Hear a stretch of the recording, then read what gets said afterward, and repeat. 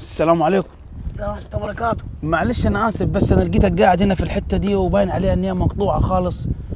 يعني انت ممكن تقول لي بتعمل ايه هنا؟ قاعد يا اخي، قاعد بعيد عن الناس. طب وليه تبقى بعيد عن الناس؟ طب هو برضه الواحد برضه يتمنى يعيش بعيد عن الناس.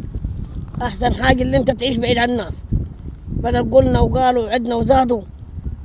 دلك للاخ بيطلق اخوه، ولا ود العم بيطلق ود عمه، ولا الصاحب ليه امان. الدنيا ما بقيش فيها بركة، كلها مشاكل.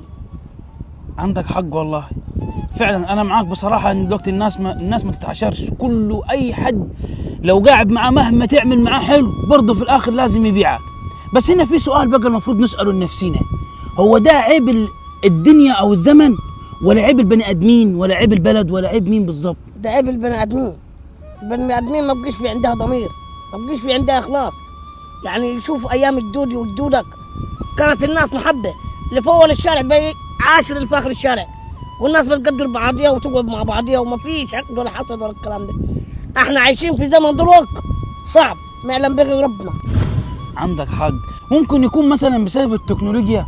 يعني ايام زمان لما كان حد يكون عايز يسال على حد لازم يروح له البيت ويتصل بيه على التليفون الارضي ويودي له، مثلا يكون عايز يودي له حاجه. لكن دلوقتي انت وقاعد على الفيسبوك فلان مش عارف مين مات، الله يرحمه ويسامحه. لكن ايام زمان لما يكون في واجب تطلع زي كده الناس وتقعد في الواجب 3 ايام مع بعضيها ويجيبوا الاكل ويجيبوا الشرب. دلوقتي فين؟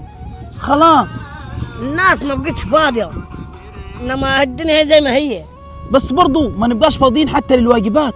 يعني ده بيقول لك ده واجب، دي حاجه لازم المفروض تعملها. يعني دلوقتي يبقى قاعد زي كده، جارك يبقى قاعد معاه جنازه ويكون جاره ويروح يكون معاه فرح وبرضه يعمل الفرح. ايام زمان كانوا بيأجلوها، كانت النفسيه من جوا حلوه، كنا بنقدر بعضينا. بس دلوقتي والله ما في تقدير يا ولد عمي. عارف زمان لو حد توفى في اخر الشارع او في البلد اللي جنبك او في نجع جنبك، كانوا ياخذوا سنه عشان يعملوا الفرح. انت دولك ممكن الجنازه تكون لسه ما طلعت ويكون الدي جي شغال او الكف شغال او الفرقه شغاله. ما بقيش فيه تقدير، ما بقيش فيه اخلاص، الناس بقت شايله من بعضيها. ربنا يصلح الحال. ربنا يصلح الحال. احسن حاجه في الوقت ده، في الزمن ده اللي فيه الفتن، ان انت تقعد مع نفسك وتعيش بعيد من الناس خالص. صح يا ولد عمي. انا هسيب لك الميه دي، يمكن تكون عطشان وعايز تشرب. بس عارف انا بيتهيألي كده، يعني اللي حاصل فينا دلوقتي ده كله بسبب بعدنا عن ربنا، بسبب بعدنا عن ربنا. ربنا يصلح حالك. انا عايزكم في التعليقات تكتبوا لي اللي بيحصل فينا ده مننا ولا من الزمن اللي احنا عايشين فيه.